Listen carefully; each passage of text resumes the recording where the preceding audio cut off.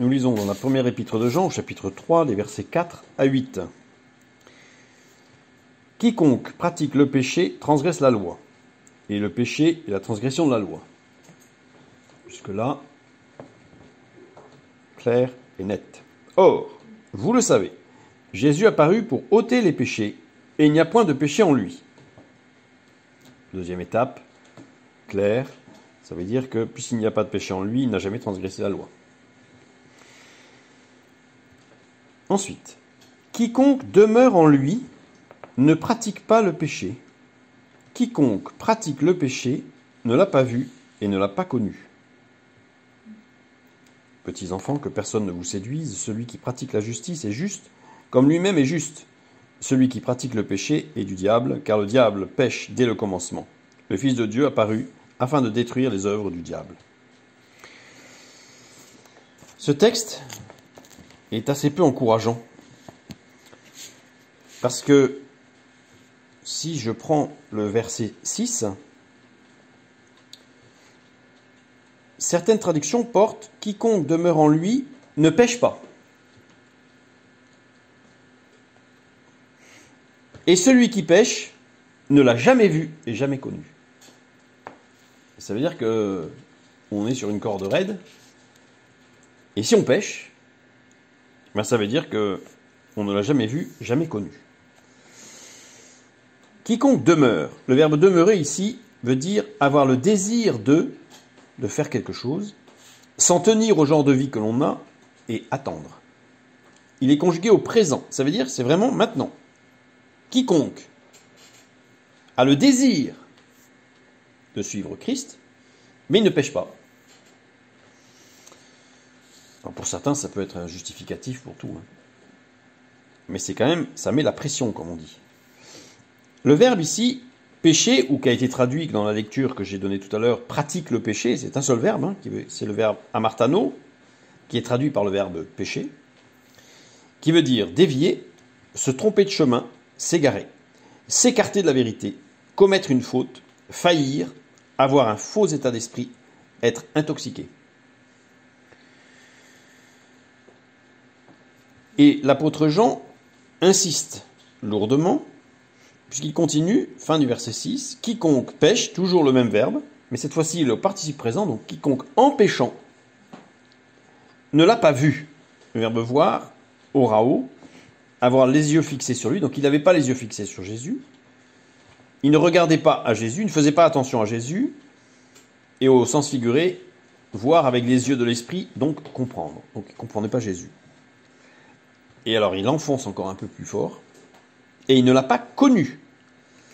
Connu, ginosko, connaître, comprendre, au travers de relations et d'échanges. Donc il n'a jamais eu de communion et d'échange avec Jésus. Pourquoi je peux dire jamais? Parce que les deux verbes ici, voir et connaître, sont conjugués au parfait. Ça veut dire même pas une fois. C'est-à-dire que c'est pour ça que ce texte est très très lourd, très très dur, parce que si je pêche, ben ça veut dire que je ne l'ai jamais connu. Et je ne l'ai jamais vu. Je ne l'ai jamais rencontré. Donc c'est très dur. C'est très très dur. Évidemment, en regardant d'un peu plus près, on va y voir que c'est beaucoup plus fin, je dirais, que cela. Je reprends le verset 4. « Quiconque pêche transgresse la loi ». Le verbe pécher ici n'est pas amartano, mais poieo. C'est un autre verbe. Je ne vois pas pourquoi ça a été traduit par péché, puisque ça ne veut pas dire péché. Quiconque, et le verbe poieo, faire quelque chose en s'appuyant sur autre chose, ou mettre en pratique, donc qui met en pratique, ou qui ne met pas en pratique la loi, c'est déjà autre chose. Et le péché est la transgression de la loi. Le péché, cette fois-ci, c'est amartia. Amartia, qui veut dire erreur fatale et tragique de jugement, ou faux état d'esprit. C'est la transgression de la loi. Le terme, l'expression en français transgression de la loi, c'est un seul mot en grec. Anomia. Anomia est formé de deux mots, a, privatif, particule privative, donc il n'y a pas, et nomia vient de nomos, qui définit ce qui est en partage et les modalités de partage. Et qu'est-ce qui est en partage auprès de ceux qui suivent Christ? La parole de Dieu, la Torah. Les 5 premiers livres qui sont considérés comme la loi, la Torah. D'ailleurs, Chouraki traduit anomia par non-Torah.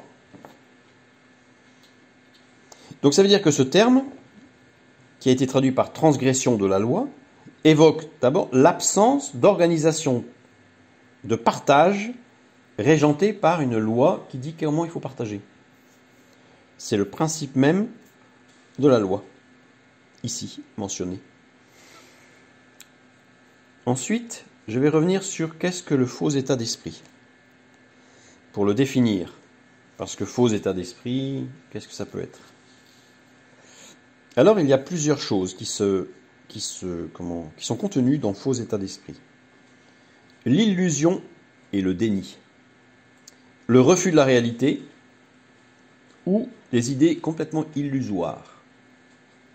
Un faux état d'esprit. Qui n'est pas vrai en fait, qui n'est pas dans la vérité, dans la réalité. Il y a aussi le manque de sincérité.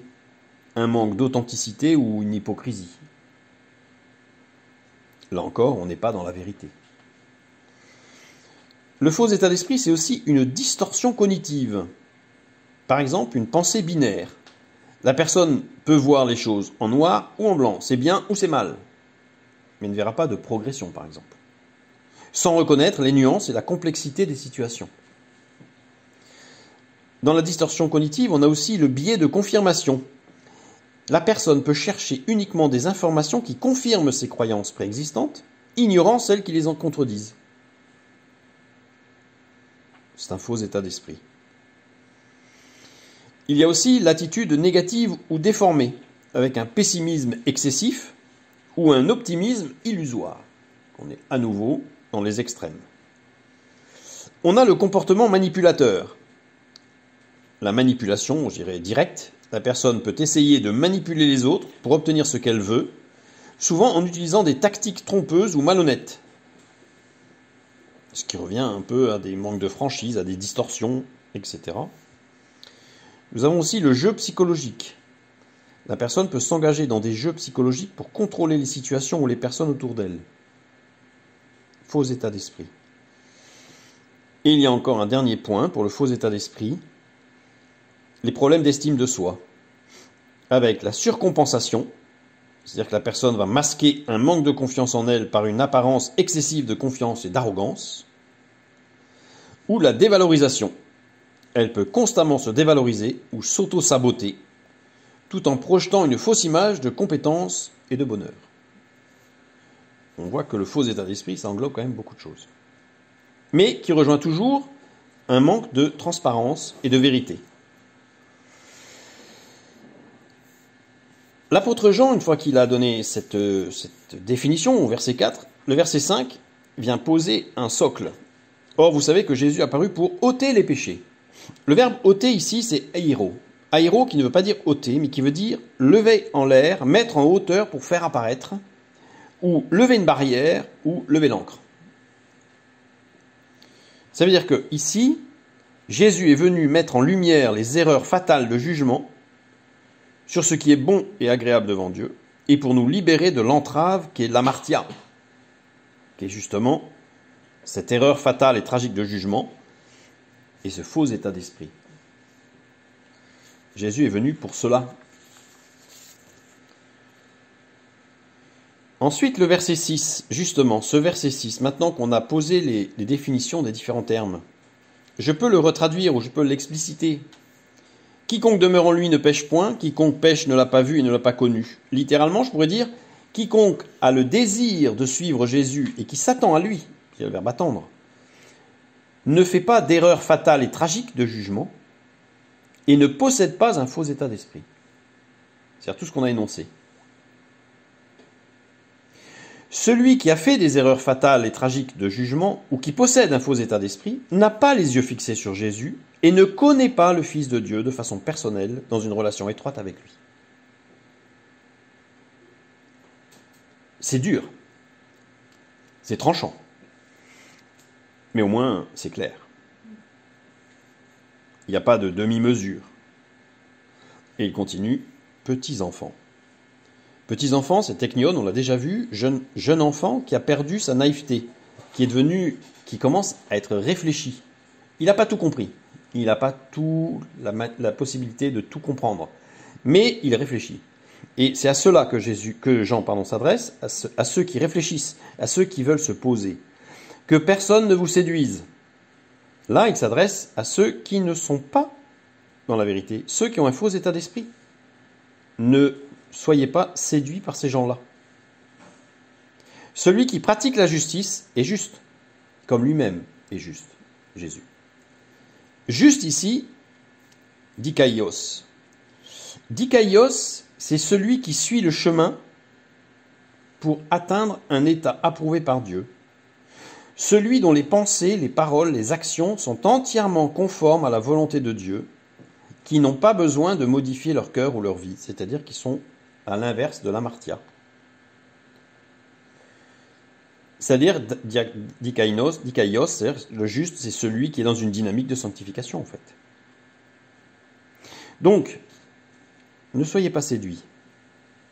Celui qui pratique la justice est dans une dynamique de justification, une dynamique de sanctification. C'est-à-dire qu'il y a des choses se voient. On voit un progrès. On voit qu'il sort du faux raisonnement, du faux état d'esprit. Sous-entendu, s'il n'en sort pas, il n'a pas vu Christ et il ne l'a pas connu.